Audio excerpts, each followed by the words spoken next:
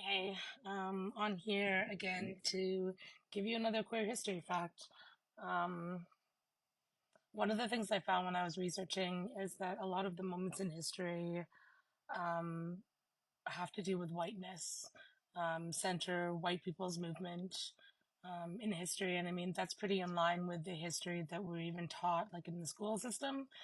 So wanting to work against that as like a self advocate and like just a person who is Filipino and a person of color and like wants that to be highlighted. I was like showering this morning and thinking I do like the shower karaoke every morning, which my brother's gonna attest to. And I was singing these songs from Encanto and just thinking about the nuances of having a family that is not white, but also like my mom is white, so half of my family are white as well, and just like what that intersection looks like, what those intersections look like as like me just growing up like that. Um, and I know like feeling misunderstood even now, feeling that the parts of me that make me me, be it being POC, being queer, being disabled, but especially POC and disabled, because around a lot of queer people and a lot of queerness.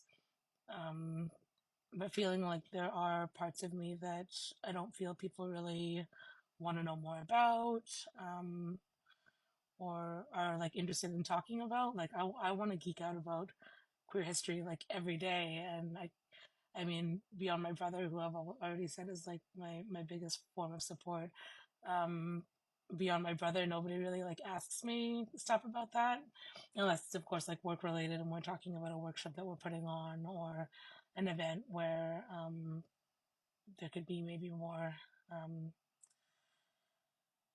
queer trans history put into it. Anyways, so I'm still working on this game. I think that it's going well. I think it's like 90% complete, which is great because I think I've put like 5 hours into this thing. Um, but question six of the game, and I imagine there's not going to be many of you out there that are actually going to buy this game and record down the answers, so I don't feel like badly for giving away answers. But I think it's funny because if anyone who is taking this, I'm not sure when it's due. It's probably due at the end of May, so maybe they're taking it around that time or early June. June is like the official Pride month, so they might be taking it then. But anyways, question six has to do with a BIPOC centric question. BIPOC being Black, Indigenous, and people of color. Um, and question six is what BIPOC organization was the first of its kind in Canada? Was it the Gay Asians of Toronto, or GAT, GAT? Was it ZAMI? And Zami is the Creole. And again, my access need is that I need to read stuff out. So imagine I'm looking at you and trying to engage with you, but I'm not able to do that because memory is difficult. So A, Gay Asians of Toronto, or GAT.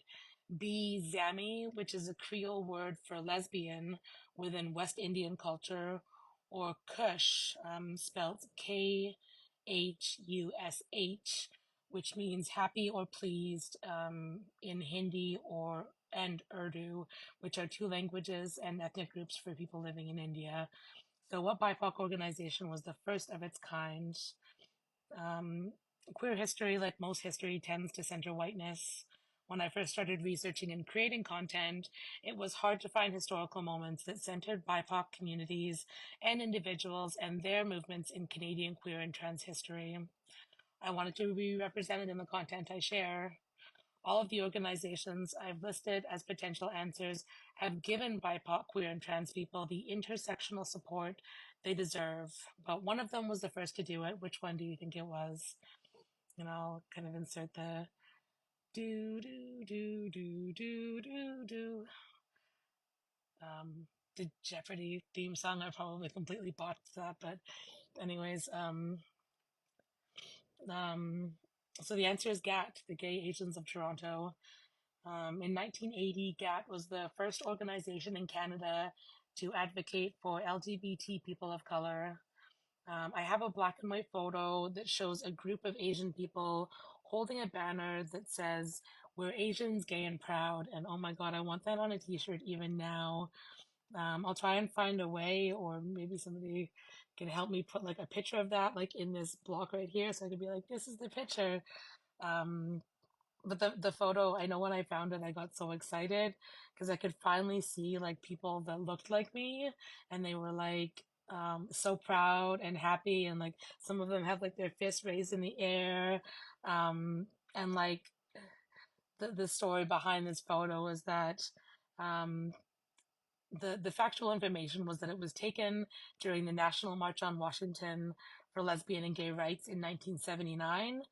Um, and that national march, I can't remember all of the particulars, but it was some sort of march that highlighted different ethnic groups across, like, in the world. And a bunch of queer Asian people had gone to Washington to just like watch the march, and then someone's account of what happened was that they realized that like, hey, like we're an ethnic group that wants representation. And they like ran and got this like big white banner, and just like as the march was like starting to move and starting to go along, they just like scribbled these words on this piece of paper, and then we're like, let's do it. And I, I picture I picture myself in that moment because I feel like sometimes you feel like you just have to take the momentum that you're given in like an organic way and be like, fuck yeah, I'm gonna do a thing.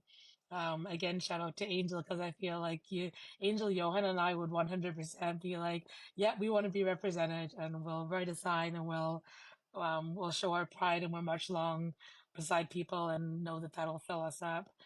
Um, and one of those people who, sorry, like I said in my first video, if you're looking for like a short, concise, quirky 15-second history plug, you're not going to get that here. That is not a service that I offer.